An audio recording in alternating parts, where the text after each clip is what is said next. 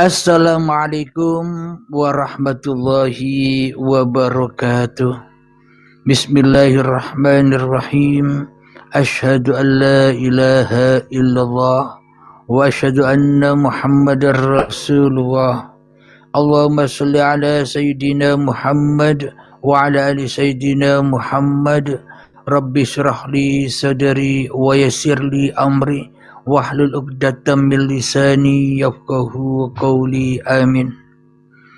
Bismillahirrahmanirrahim.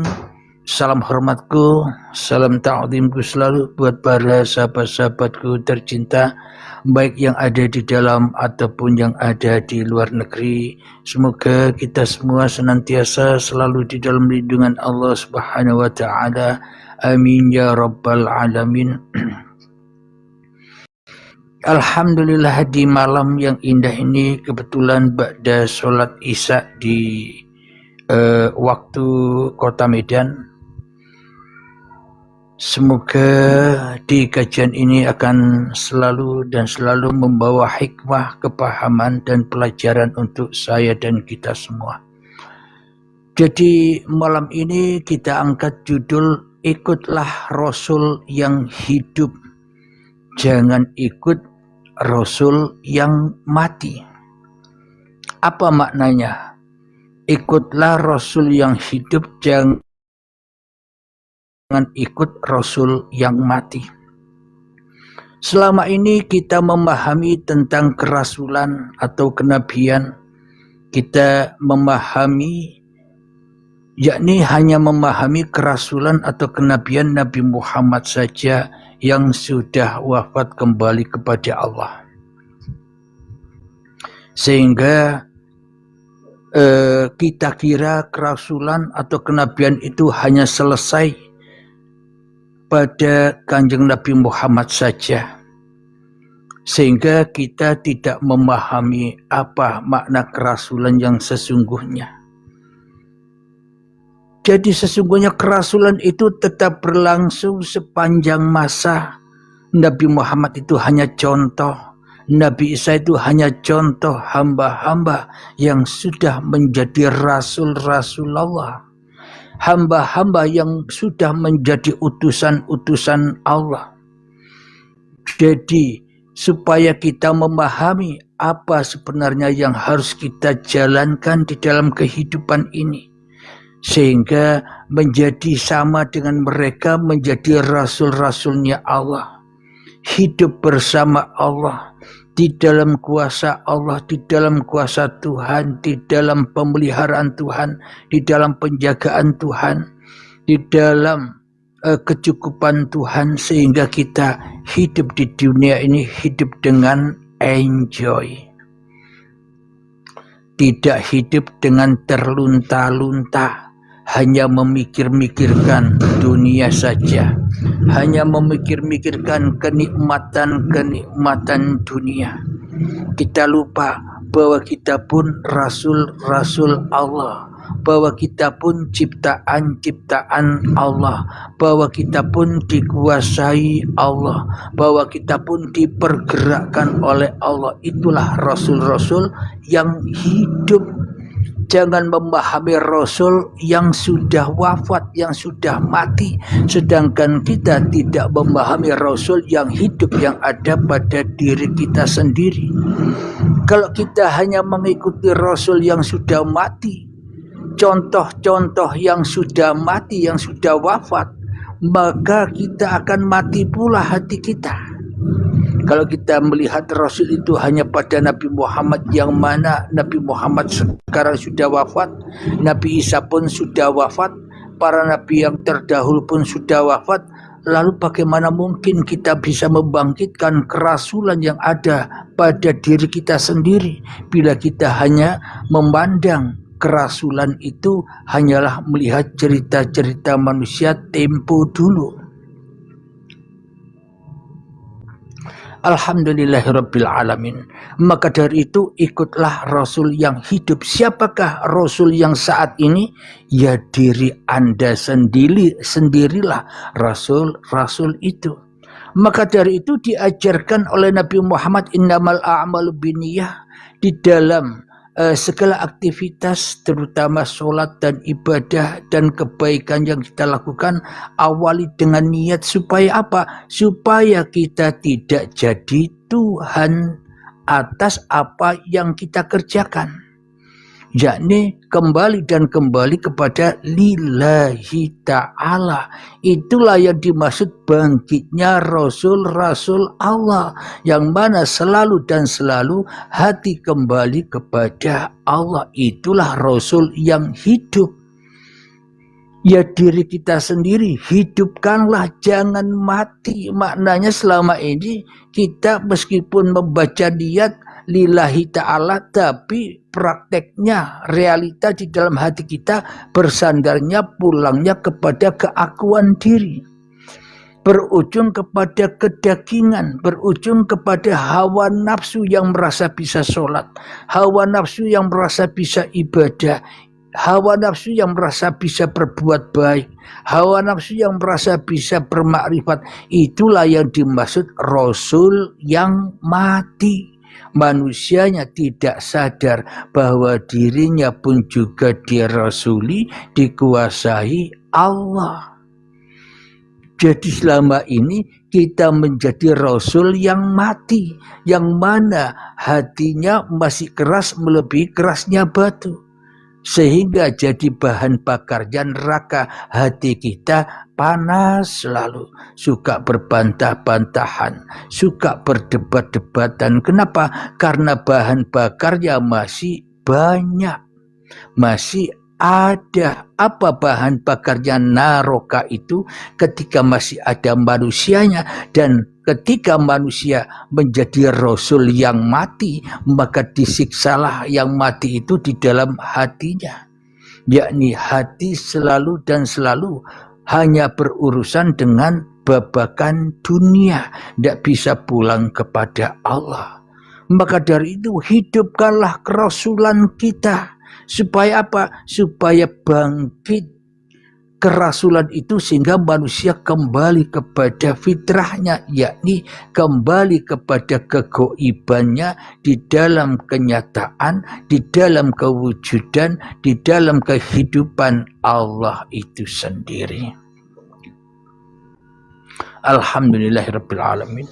Mari kita buka di dalam Al-Qur'an, yakni di dalam surat An-Nisa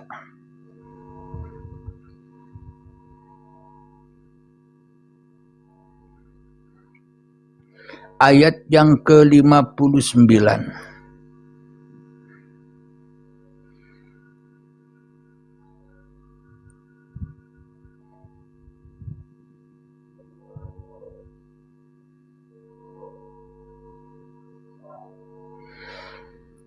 A'udzu billahi minasyaitonir rajim. Bismillahirrahmanirrahim. Ya ayyuhalladzina amanu athi'ullaha wa athi'ur rasul wa ulil amri minkum.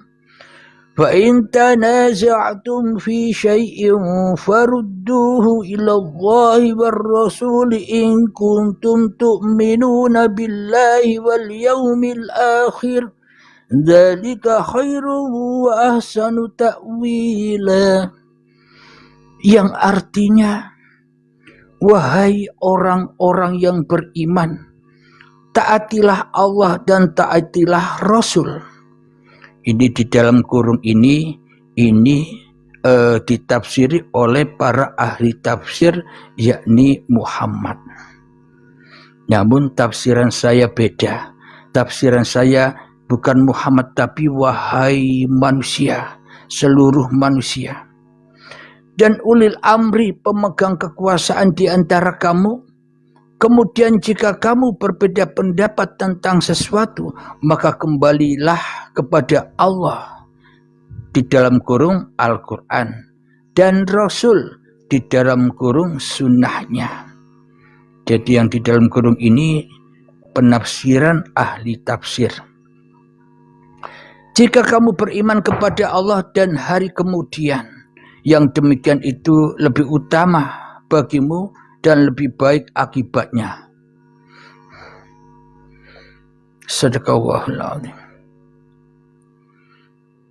Kita kaji secara mendalam. Tadi ini hanya sebagai terjemahannya saja, tapi maksudnya bagaimana? Yang terpenting kan maksudnya. Kita ulang lagi maksudnya atau arti makna yang tersembunyi atau yang mutasabihat. Yang mutasabihat itu yang sebenar-benarnya. Apa maknanya? Wahai orang-orang yang berimanlah Rasul. Jadi memang kalau bukan orang-orang yang beriman, ia tak akan taat kepada Allah dan tak akan pernah taat kepada Rasul. Rasul yang bagaimana? Allah yang bagaimana? Nah, hanya orang-orang yang bisa memahami. Kenapa? Karena orang-orang yang beriman itu sudah kembali kepada Allah, sudah mengembalikan hidupnya, sudah mengembalikan badannya, sudah mengembalikan harta-hartanya, sudah mengembalikan kekuasaannya, sudah mengembalikan penglihatannya, sudah mengembalikan pendengarannya, sudah mengembalikan perasaannya, sudah mengembalikan pikirannya, semuanya dikembalikan kepada Tuhan. Itulah yang dimaksud orang-orang yang beriman. Pasti otomatis taat kepada Allah dan taat kepada Rasul. Jadi Rasul di sini bukan Muhammad Rasulullah loh ya. Rasul di sini ya adalah dirimu sendiri. Orang-orang yang beriman, ia akan tahu bahwa ia hanya diutus haulahu linuriyahu min ayatina, supaya kamu menyaksikan ayat-ayat kami. Maknanya apa? Orang-orang beriman disuruh enjoy saja nonton Allah sambil makan popcorn. Itu hanya istilah bagi orang-orang yang masuk ke dalam gedung biskop, masuk ke dalam gedung ilahi.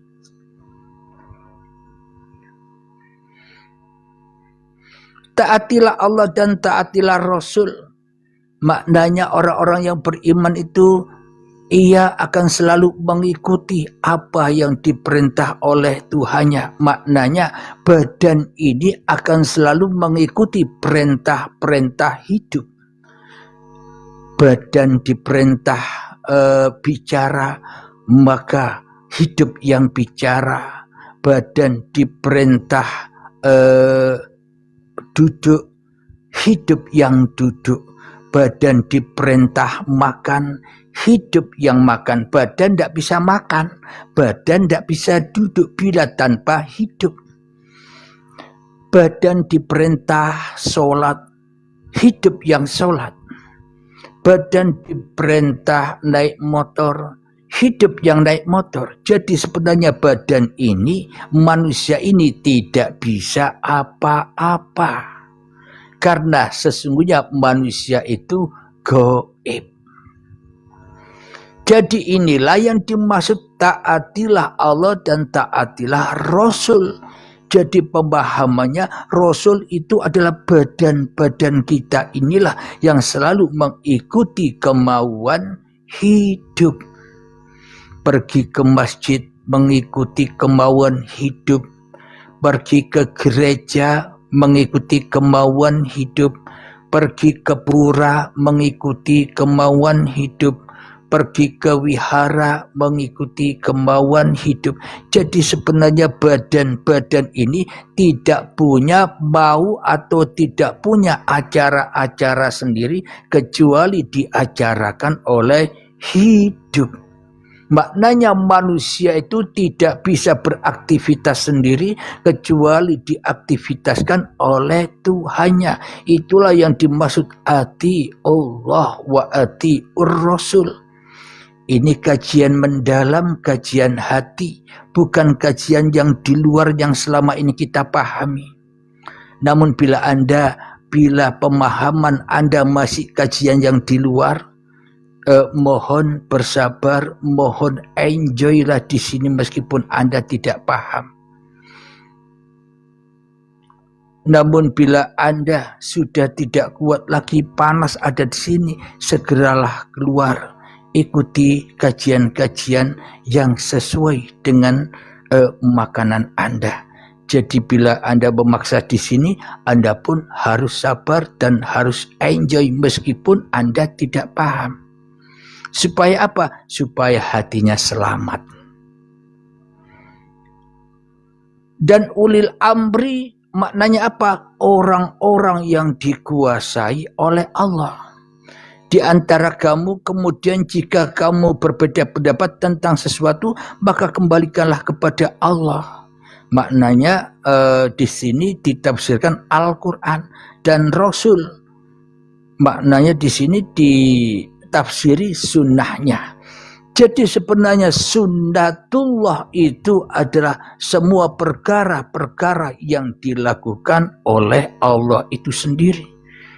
Jadi sebenarnya sejak bangun tidur sampai tidur lagi itu sebenarnya bukan kegiatan badan, tapi semua itu kegiatan hidup. Jadi sejak bangun tidur sampai tidur lagi sebenarnya bukan kegiatan manusia, tapi semua itu kegiatan Allah bagi orang-orang yang beriman. Namun bagi orang-orang yang tidak beriman tidak akan percaya bila yang berkegiatan ini Allah. Tidak percaya bila yang makan ini Allah. Tidak akan percaya bila yang minum ini Allah. Tidak akan percaya bila yang ngerokok dan ngopi ini Allah.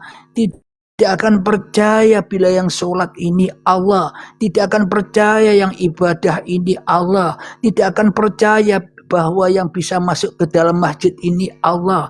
Tidak percaya bahwa yang bisa masuk ke dalam gereja itu Allah atau Bapa. Manusia tidak akan pernah percaya bila manusia masih menjadi Allah, bila manusia masih menjadi Tuhan atas dirinya sendiri, tidak akan pernah percaya kecuali hanya orang-orang yang beriman kepada Tuhan. Maka nyatalah Tuhan bagi manusia itu. Kenapa kok disebut nyata? Karena sesungguhnya manusia inilah kenyataan Tuhan. Tuhan atau Allah menciptakan manusia sesuai rupanya, sesuai gambarnya. Allah bisa melihat, manusia bisa melihat.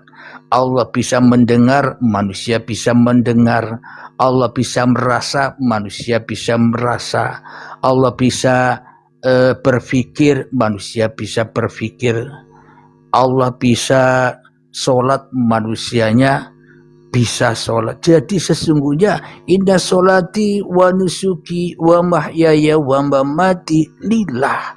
Sesungguhnya yang sholat, yang ibadah itu ya Allah. Mensolati, mengibadahi semua ciptaan-ciptaannya. Jadi inilah yang dimaksud, ikutilah Rasul yang hidup. Siapa? Hidup yang ada pada dirimu itulah Rasulullah. Itulah utusan Tuhan.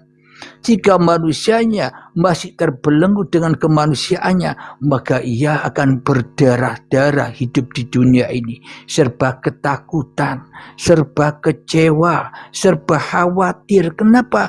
Karena manusia tidak beriman kepada Tuhan. Yang diimani oleh manusia hanyalah hawa nafsunya sendiri. Yang diimani oleh manusia hanyalah kedagingannya sendiri. Yang diimani oleh manusia hanyalah keakuannya sendiri yang sok bisa mengatur-atur kehidupannya sendiri. Itulah tanda orang-orang yang tidak beriman. Pasti ia hanya mengimani Rasul yang mati. Siapakah Rasul yang mati? Ya diri manusia itu sendiri yang masih mati hatinya. Keras hatinya melebihi kerasnya batu. Yang diikuti hanya Rasul-Rasul yang mati. Rasul yang hidup tidak diikuti. Allah yang besok diikuti yang hayalan. Allah yang sekarang tidak diikuti. Maka dari itu kajian manusia dan kajian ketuhanan ini serba terbalik ibarat langit dan bumi.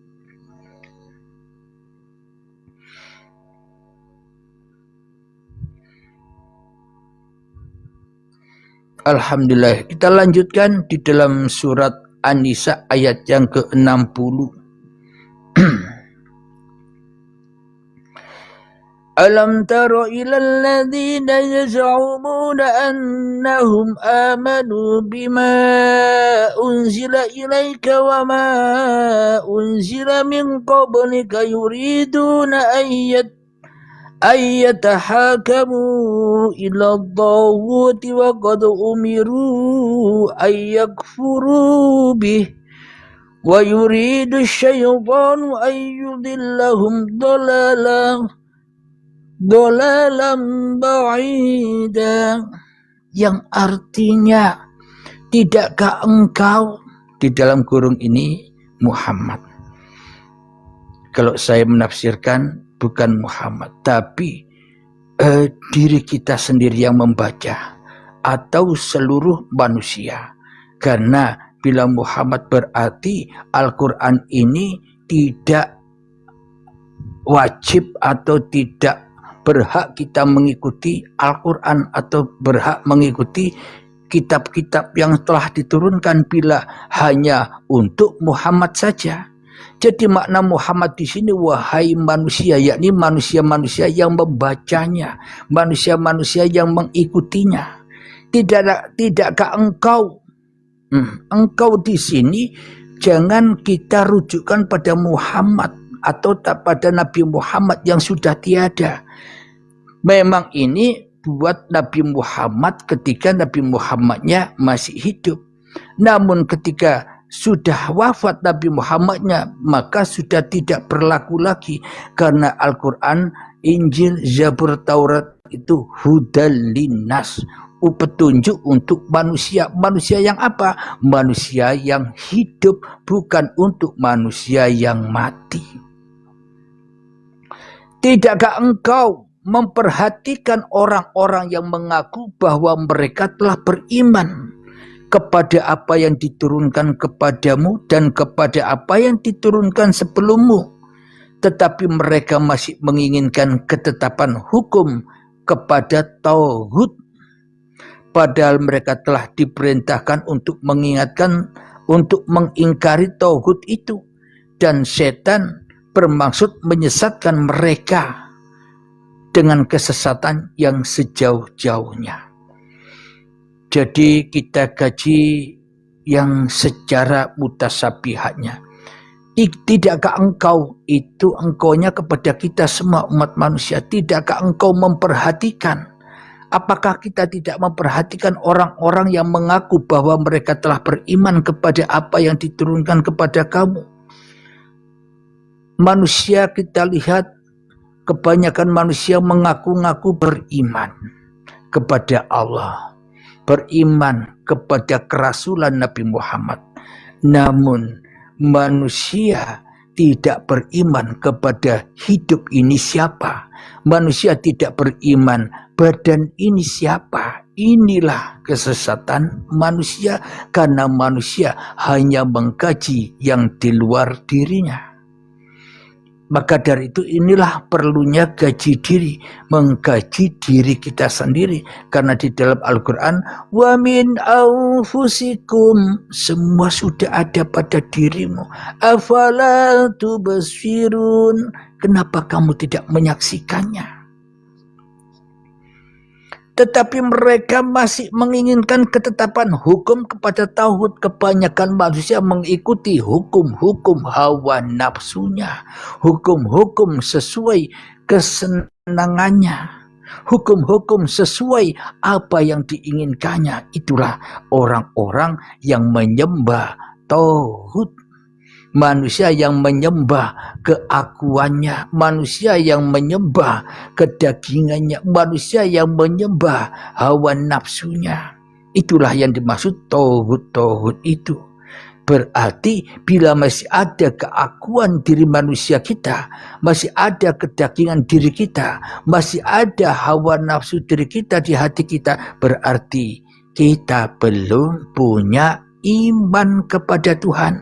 Kita selama ini hanya mengimani keberadaan diri kita sendiri. Jadi kita selama ini tidak sadar bahwa kita selama ini hanya beriman kepada tauhid, yakni hawa nafsu kita sendiri. Padahal mereka telah diperintahkan untuk mengingkarinya. Tauhid itu padahal Allah sudah mengingatkan, ingkari hawa nafsunya, perangi hawa nafsumu. Namun manusia tidak mau memerangi hawa nafsunya, maka itulah hukumannya mati dan dosa. Jadi bila masih ada diri manusianya di dalam hatinya, ya itulah dosa, ya itulah maut, kematian. Jadi mati di sisi Allah beda dengan kematian di sisi manusia.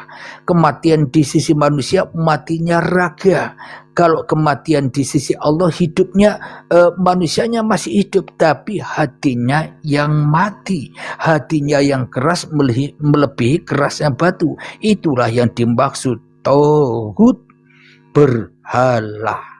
Jadi baitnya di dalam hati belum baitullah, tapi baitus syaitan, baitut tauhid. Jadi yang tahu Anda sendiri.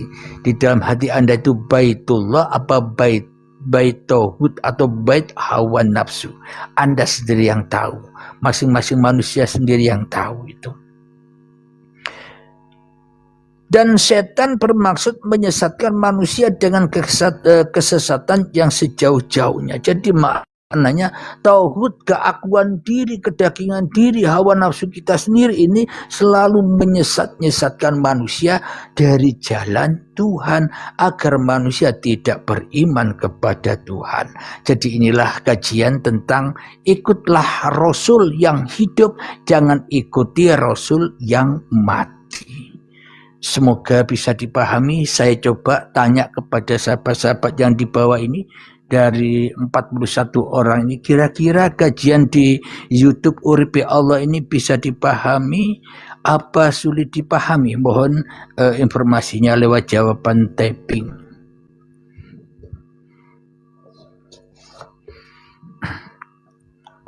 Menyesatkan apa menyelamatkan manusia? Coba jawabannya sambil ngopi. Bisa dipahami, alhamdulillah, mudah. Subhanallah, banyak wali-walinya Allah ternyata. Banyak rasul-rasul Allah yang sudah sadar. Sedikit sulit tapi ingin, alhamdulillah. Meskipun Anda disulitkan oleh Allah untuk memahami, yang penting Anda enjoy. Anda enjoy, Anda sabar, nanti suatu saat Anda akan paham. Jadi meskipun Anda belum paham, tetap enjoy saja. Bila Anda memaksa untuk mengikuti kajian-kajian di YouTube Uripe Allah, saya harap tetap di dalam hati yang enjoy. Meskipun Anda tidak memahami atau belum memahami, tetap sabar, tetap enjoy dan simak terus. Cocok, alhamdulillah, alhamdulillah. Berarti sudah mulai banyak rasul-rasul yang bangkit dari tidur. Mulai banyak rasul-rasul yang sudah sadar. Kenapa? Karena selama ini kita mengikuti setan, jadi rasul-rasulnya setan, iya kan? Alhamdulillah. Kopinya diminum dulu. Bismillah.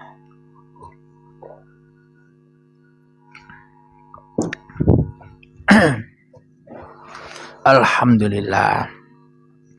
Bila Anda sudah memahami, berarti Anda memegang risalah-risalah kenabian dari Allah. Al-ulama warasatul anbiya.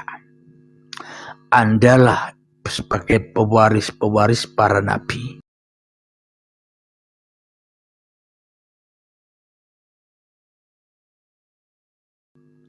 Dan untuk kajian saat ini ikutilah Rasul yang hidup, jangan ikuti Rasul yang mati. Kita akhiri dahulu dan kita lanjutkan tanya jawab. Alhamdulillahirabbil alamin dan akhir kalam.